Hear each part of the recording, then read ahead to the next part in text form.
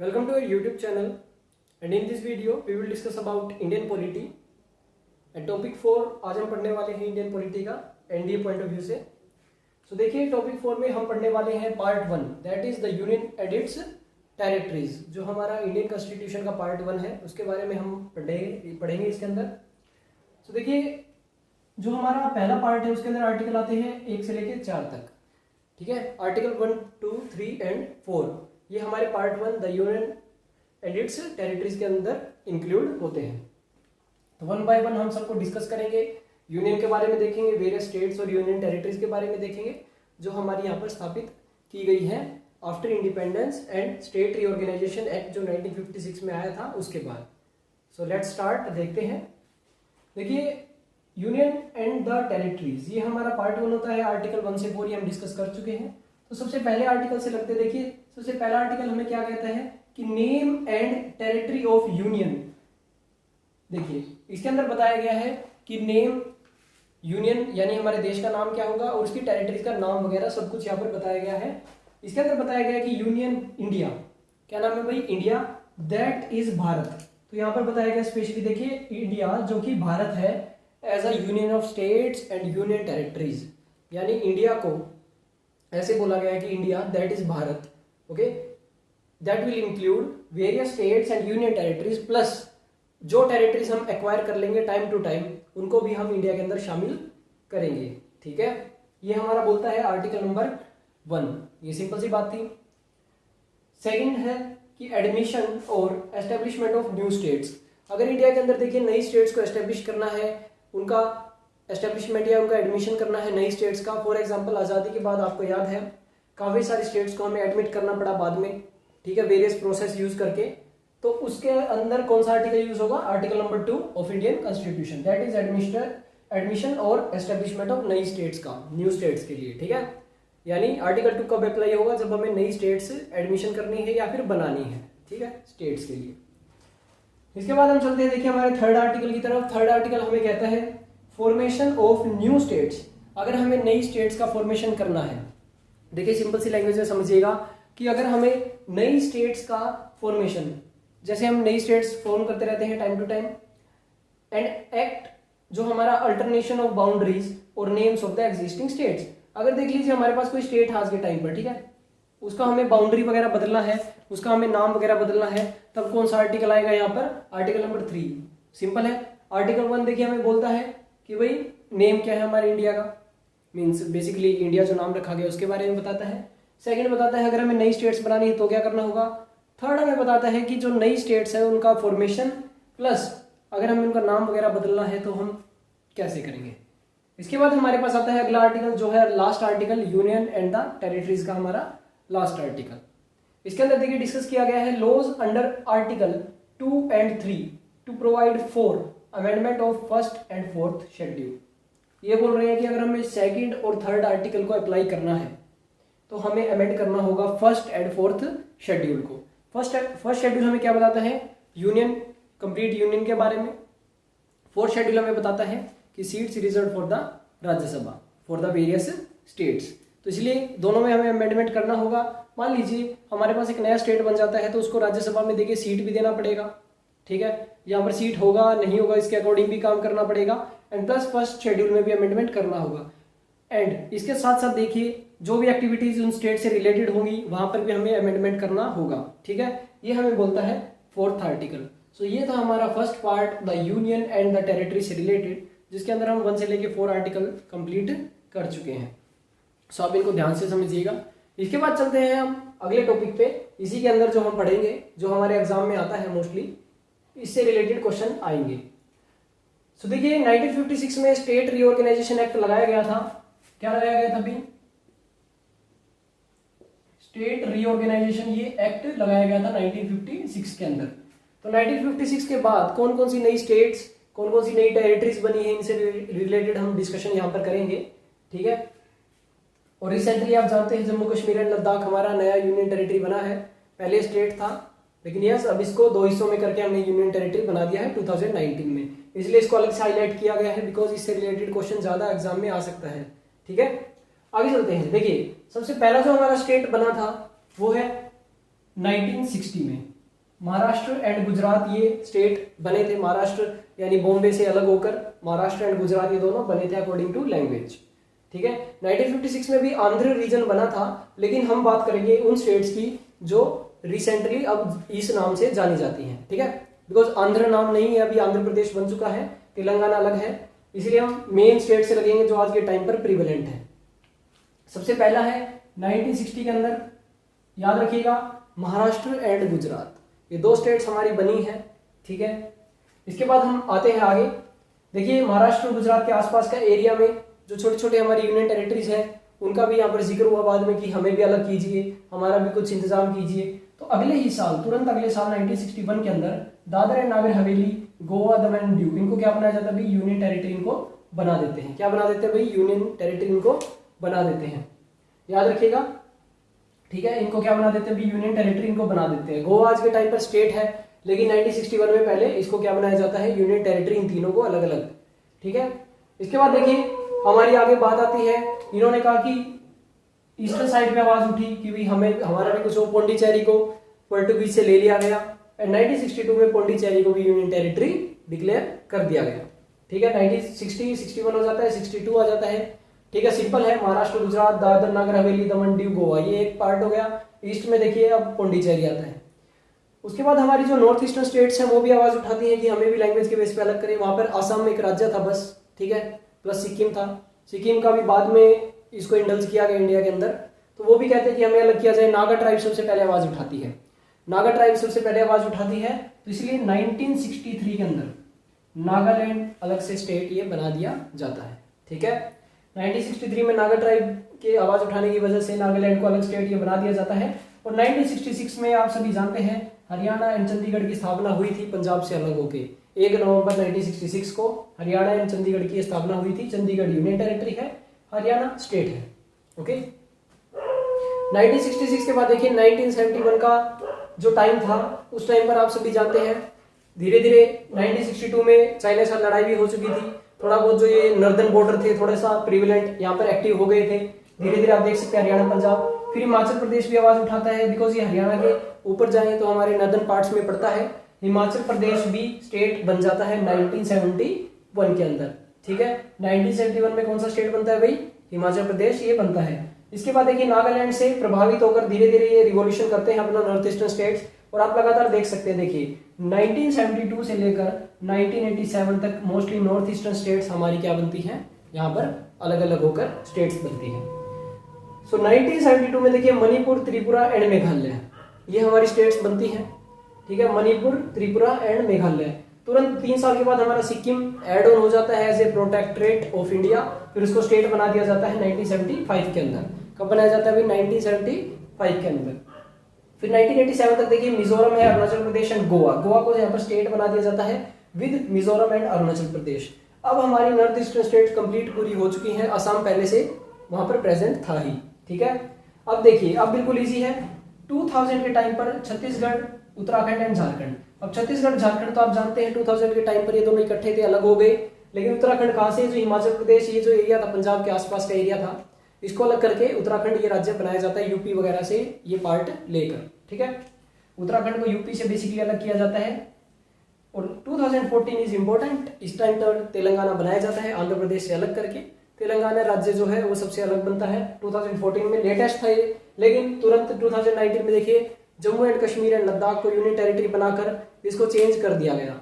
सो ये हमारी कुछ important states and union territories हैं जो 1956 के बाद बनाई जाती हैं। इनको आप याद करिएगा, सिंपल है।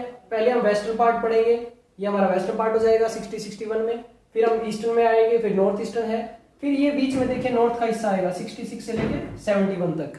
ठीक है, 66 से लेके 71 तक ये आएगा नॉर्थ का हिस्सा, फिर नॉर्थ ईस्टर्न चलता रहेगा एंड देन ये भी ईस्टर्न पार्ट में है, ये भी हमारा ईस्टर्न पार्ट में है लगातार। एंड जम्मू कश्मीर लद्दाख ये लेटेस्ट है, इससे बेस्ड आपके लिए क्वेश्चन आ सकते हैं। चलिए अब आप इनको नोट कर लीजिए, इंपॉर्टेंट फैक्ट्स हैं आपके लिए, इनको नोट कीजिए। ओके,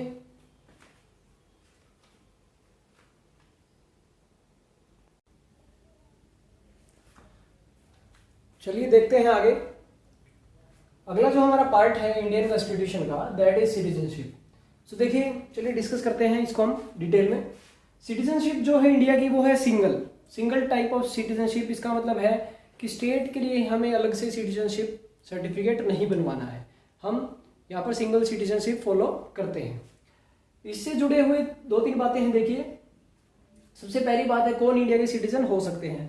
फर्स्ट वन इज जो डोमिसाइल है इन इंडिया, जिसका एक सर्टिफिकेट बना हुआ है, डोमिसाइल बना हुआ है इंडिया में, वो इंडिया का सिटीजन है, बिल्कुल सही है।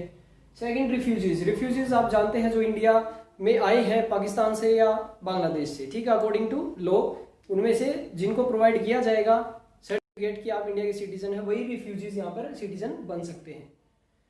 थर्ड है इंडियंस जो दूसरी कंट्री में रहते हैं, उनको हम डिटेल में यहाँ पर देखेंगे, OCI एंड NRI हम डिस्कस करेंगे, हम इनको इन तीनों टाइप्स को हम डिस्कस करेंगे। चलिए देखते हैं इससे जुड़े हुए आर्टिकल्स कहाँ से कहाँ तक है भाई। ये है 5 to 11, ठीक है भाई, आर्टिकल 5 to 11 हम पार्ट 2 सिटीजनशिप के बारे में पढ़ते हैं। तो चलिए देखते हैं आर्टिकल 5 क्या बोलता है। देखिए, citizenship at commencement of the constitution. इसका मतलब है सिटीजनशिप किन लोगों की, जिस टाइम पर संविधान बन रहा था उस टाइम पर सिटीजनशिप का क्या रोल था, मींस क्या किन लोगों को सिटीजनशिप उस टाइम पर प्रोवाइड की गई थी। आर्टिकल 6 बोलता है अधिकार सिटीजनशिप के ऑफ स्पेशल पर्सन। कौन से स्पेशल पर्सन भाई, जो लोग इंडिया आए थे पाकिस्तान से उस टाइम पर, बिकॉज हम बात कर रहे हैं 1950s की, तो यानी इस टाइम पर रिफ्यूजीज वगैरह आ चुके थे मोस्टली, तो इसलिए आर्टिकल 6 में उन रिफ्यूजीज के लिए सिटीजनशिप बताई गई जो इंडिया आए हैं पाकिस्तान से एक स्पेसिफिक डेट पे। आर्टिकल 7 बोलता है उन लोगों के लिए राइट्स सिटीजनशिप का जो माइग्रेट हो गए पाकिस्तान में, लेकिन वो वापस आ गए फिर इंडिया में, ठीक है, मींस उनको कैसे प्रोवाइड किया जाए इंडिया का सिटीजनशिप, वो आर्टिकल 7 में बताया गया है, जो इंडिया से पाकिस्तान में चले गए थे परंतु वो इंडिया में आना चाहते थे। इसके बाद देखिए आर्टिकल 8 हम पढ़ेंगे। आर्टिकल 8 के अंदर हम देखते हैं right of citizenship of certain person of Indian origin residing outside, यानी उन लोगों की सिटीजनशिप का अधिकार जो सर्टेन पर्सन है लेकिन इंडिया के ओरिजिन, इंडिया के नागरिक थे वो, लेकिन अब बाहर रह रहे हैं, उनके लिए आर्टिकल 8 में सिंपल है। देखिए, इंडिया आए, पाकिस्तान में गए, बाहर जो रहते हैं, सिंपल बिल्कुल 5, 6, 7, 8। 9th आर्टिकल बोलता है पर्सन जिसने अपनी सिटीजनशिप छोड़ दी है इंडिया की और फॉरेन कंट्री की सिटीजनशिप एक्वायर कर लिए है, उसके लिए प्रावधान क्या है, उसकी सिटीजनशिप चली जाएगी इंडिया की। ये आर्टिकल 9 में बताया गया है, इसको आप याद कर लीजिए बिकॉज ये इंपॉर्टेंट है। आर्टिकल 10 बोलता है continuance of rights of this person, जो ये रिफ्यूजीज वगैरह को राइट्स दिए गए हैं, इनके जो राइट्स कैसे कंटिन्यू रहेंगे, क्या कंडीशंस हैं, वो सब कुछ आर्टिकल 10 में डिस्कस करते हैं। और आर्टिकल 11 में पार्लियामेंट को अधिकार दिया गया है इन राइट्स को रेगुलेट करने का बाय लॉ। कैसे भाई, कानून बनाई जाए, ठीक है, कानून बनाया जाए, कानून बनाकर क्या होगा कि कानून से ये जो राइट्स हैं ये बदले भी जा सकते हैं, ये कंटिन्यू हो सकते हैं, अकॉर्डिंग टू पार्लियामेंट ये चलेगा। ये आर्टिकल 11 में बताया गया है, बिल्कुल सिंपल सी लाइन्स है। तो चलिए अब हम देखते हैं डिटेल में, ठीक है। नेक्स्ट जो टॉपिक है वो है हमारा एक्विजिशन ऑफ सिटीजनशिप। देखिए, सिटीजनशिप एक्वायर कैसे कर सकता है कोई भी नागरिक, ठीक है। पहला तो है बाय बर्थ, जन्म लेकर, ये तो एक सिंपल सा नेचुरल फैक्टर है। सेकंड है bye decent, bye registration, third and bye naturalisation, and last is by incorporation of territory. अब टेरिटरी से आप समझ जाएंगे, अगर किसी एरिया को हम जीत लेते हैं तो उसके लोग इंडिया के नागरिक अपने आप बन जाएंगे, ठीक है। नेचुरलाइजेशन मतलब किसी के पिताजी या फिर दादाजी आज़ादी के टाइम पर यहाँ पर नागरिक थे परंतु वो बाहर रहे तो वो चाहता है इंडिया की नागरिकता, तो वो ले सकता है। रजिस्टर करना पड़ता है, रजिस्ट्रेशन से भी नागरिकता मिल जाती है अकॉर्डिंग टू उनके बिहेवियर वगैरह सब कुछ देखते हुए। तो इन 5 प्रकार से सिटीजनशिप एक्वायर की जा सकती है इंडिया की। इनको हम डिटेल में देखेंगे। पहले देखते हैं प्रवासी भारतीय दिवस, NRI डे 9 जनवरी को हर साल, ठीक है भाई, हर साल ये प्रवासी भारतीय दिवस ये मनाया जाता है। सिटीजनशिप को लॉस कैसे कर सकता है, 3 तरीके हैं सिटीजनशिप खोने के। पहला renunciation, second termination, third is deprivation. So in 3 तरीकों से एक कोई भी नागरिक अपनी सिटीजनशिप को खो सकता है। इसके बाद देखते हैं 2 टाइप के नागरिक जो बाहर रहते हैं विदेशों में, उनमें से फर्स्ट है OCI, ये होते हैं कार्ड होल्डर। OCI कार्ड इनको मिलता है, इनको कार्ड होल्डर बोला जाता है। एंड ये है NRI, आपने सुने हुए हैं NRI, non resident of India. OCI overseas citizen of India, इनका एक फुल फॉर्म है। अब OCI कौन सिटीजन होते हैं, ये देखिए, ये सिटीजन तो होते हैं अनदर कंट्री के, जैसे मान लीजिए कोई कनाडा में रहता है आज़ादी के टाइम से, आज़ादी के बाद बेसिकली, ठीक है। अब उसके बच्चे कनाडा के वैसे नागरिक हैं, लेकिन उनको OCI कार्ड मिल गया, क्यों भाई, बिकॉज वो कॉन्स्टिट्यूशन बनने के टाइम पर नागरिक थे इंडिया के, ठीक है, but belong to a territory that became part. देखिए अभी वो बाहर रहते हैं लेकिन कॉन्स्टिट्यूशन बनने के टाइम पर वो इंडिया की किसी टेरिटरी में वो रहते थे, ठीक है, ये बात याद रखिएगा। उनके बच्चे, उनके ग्रैंड चिल्ड्रन और ग्रेट ग्रैंड चिल्ड्रन सभी अप्लाई कर सकते हैं ओसीआई कार्ड के लिए। ये एक अलग है, इसके अंदर कुछ अलग फैसिलिटीज दी जाती हैं। ये ओसीआई स्कीम निकाली गई थी मिनिस्ट्री ऑफ एक्सटर्नल अफेयर के द्वारा। अगला जो टाइप है वो है एनआरआई, विदेश में रहते हैं। एनआरआई का है नॉन रेजिडेंट ऑफ इंडिया। ये वो पर्सन होते हैं जिनके पास इंडिया पासपोर्ट होता है और दूसरी कंट्री में एजुकेशन पर्पज से, जॉब, ऑक्यूपेशन के कारण लगभग 6 महीने से वहां पर ये रह रहे हैं, तो इनको एनआरआई डिक्लेयर कर दिया जाता है। इनमें से कुछ लोग एलिजिबल होते हैं वोट डालने के लिए, कुछ लोग एलिजिबल नहीं होते। जो लोग एलिजिबल होते हैं उनको अपना इलेक्शन कमीशन का फॉर्म 6A फिलअप करना पड़ेगा और इलेक्टोरल ऑफिस में जाकर वो फॉर्म भरना पड़ेगा फिजिकली। ये ऑनलाइन फॉर्म नहीं, ये फिजिकली इनको भरना पड़ेगा। अब थोड़ा बहुत चेंज हो सकता है, ऑनलाइन में सिस्टम हो सकता है ड्यू टू वेरियस पेंडेमिक, आपको पता है, लेकिन यस इनको वोट अगर डालना है तो ये फॉर्म 6A फिलअप करना पड़ेगा। सो आप देख लीजिए एक बार ये आर्टिकल्स, आप इनको नोट डाउन कर लीजिए, फिर हम इनको डिटेल में डिस्कस करते हैं, वन बाय वन हम इनको डिस्कस करते हैं। देखिए अभी हम देखते हैं सबसे पहले सिटीजनशिप को एक्वायर कैसे किया जा सकता है। आप सभी जानते हैं बर्थ के हिसाब से, यानी अगर हमारा जन्म हो गया है, ठीक है, इंडिया में, तो डेफिनेटली हम उसके नागरिक बन जाते हैं, ठीक है। दूसरा जो तरीका है वो है बाय डिसेंट। डिसेंट के अंदर देखिए क्या होगा, पर्सन जो इंडिया के बाहर पैदा हुआ है after 26 Jain 1950 is a citizen of India by decent if his parent was the citizen of India at the time of his birth. देखिए डिसेंट का मतलब है कि मान लीजिए कोई बच्चा बाहर पैदा होता है इंडिया के, ठीक है, इंडिया के बाहर वो उसका जन्म हुआ है, लेकिन 26 जैन 1950 से पहले उसके पेरेंट्स, उसके दादाजी वगैरह इंडिया के सिटीजन से, तो वो भी इंडिया का सिटीजन माना जाएगा, ठीक है। Third is by registration. देखिए रजिस्ट्रेशन के अंदर क्या होता है, इसमें अप्लाई करना होता है, रजिस्टर करना होता है। जो सिटीजन नहीं है इंडिया का उसको अप्लाई करना होगा डेफिनेटली। इसके अंदर देखिए क्या होता है, 7 साल तक लगभग जो इंडिया के अंदर रिसाइड कर रहे हैं immediately before making an application, यानी अप्लाई करने से पहले 7 साल तक उसको इंडिया में रहना पड़ेगा, रिसाइड करना पड़ेगा। सेकंड है कि जो इंडिया के ऑर्डिनरी रेजिडेंट हैं और बाहर रहे वो अनडिवाइडेड इंडिया में, मतलब इंडिया में वो रहना चाहते थे लेकिन जब इंडिया डिवाइड नहीं हुआ था तो वो कहीं और रह रहे थे, तो वो भी ये लोग अप्लाई कर सकते हैं, ठीक है। ये था हमारा बाय डिसेंट। एंड अगला जो बाय रजिस्ट्रेशन, अगला जो प्रोसेस है वो है बाय नेचुरलाइजेशन। नेचुरलाइजेशन के बारे में हम देखते हैं। देखिए नेचुरलाइजेशन का तरीका ये है, ये एप्लीकेशन देना पड़ेगा इनको एक प्रिस्क्राइब्ड वे में, तब जाके इनको ये सिटीजनशिप मिलेगा। इस प्रिस्क्राइब्ड वे का क्या तरीका, देखिए उसको फुल एज और कैपेसिटी में वो एक पर्सन थोड़ा सा अवेयर हो, ठीक है, कंप्लीटली, वो किसी और देश का सिटीजन ना हो जहां पर इंडिया के सिटीजन को प्रिवेंट किया जाता है सिटीजन बनने से, ठीक है, नेचुरलाइजेशन के तरीके से, ठीक है, उस देश का नागरिक ना हो, जैसे पाकिस्तान है, ठीक है, इस प्रकार के जो देश हैं। ही हैज आइदर, या तो वो इंडिया में रहा हो या फिर गवर्नमेंट सर्विस में रहा हो कम से कम 12 महीने, ठीक है, यानी 1 ईयर तक उसने गवर्नमेंट सर्विस की हो इंडिया में, या फिर इंडिया का वो नागरिक रहा हो जब तक वो एप्लीकेशन करता है, और during 7 years prior to this government service for not less than 4 year. देखिए ये बोल रहे हैं कि इनसे पहले जब उसको 7 साल हो जाएंगे तो उसने एलिजेंस दी हो अपनी कंप्लीट इंडिया को कि मैं इंडिया का नागरिक बनना चाहता हूँ, गुड बिहेवियर का हो, एंड उसको इंडिया की जो 8th शेड्यूल, कौन सी शेड्यूल में लैंग्वेज थी भाई, 8th शेड्यूल, उनमें से कोई ना कोई लैंग्वेज जरूर आती हो, तब जाके वो नेचुरलाइजेशन से सिटीजन बन सकता है। अगला जो 5th पार्ट है एक्वायर करने का citizenship, that is incorporation of territory. ये बहुत ही सिंपल है, कोई भी अगर एरिया हम जीत लेते हैं उस वहां के पर्सन हमारे इंडिया के नागरिक बन जाएंगे, ये सिंपल है। आगे देखते हैं डिटेल में हम लॉस ऑफ सिटीजनशिप की, सिटीजनशिप का लॉस कैसे हो सकता है इसके बारे में हम देखते हैं। चलिए देखिए सिटीजनशिप का जो लॉस होगा वो है पहला तरीका रिनंसिएशन। रिनंसिएशन जो पहला तरीका है उसके बारे में देखते हैं। देखिए जब कोई भी इंसान दूसरे देश की नागरिकता ले लेता है अपनी इच्छा अनुसार, तब वो इंडिया का नागरिक नहीं रहेगा। सेकंड है टर्मिनेशन, यानी इंडिया के सिटीजन एक्वायर कर ले किसी और देश की सिटीजनशिप, ये आप जानते हैं आर्टिकल 9 में हम इसके बारे में डिस्कस कर चुके हैं, acquiring citizenship of the foreign country. Okay, देखिए रिनंसिएशन और टर्मिनेशन में ये है, रिनंसिएशन में अगर वो दूसरी कंट्री की नागरिकता ले लेता है और इंडिया की नागरिकता छोड़ देता है। टर्मिनेशन में क्या है कि वो दूसरे देश की नागरिकता ले लेगा, उसकी अपने आप ही इंडिया की नागरिकता चली जाएगी। ठीक है, ऐसा नहीं है कि दोनों देशों का नागरिक रहेगा।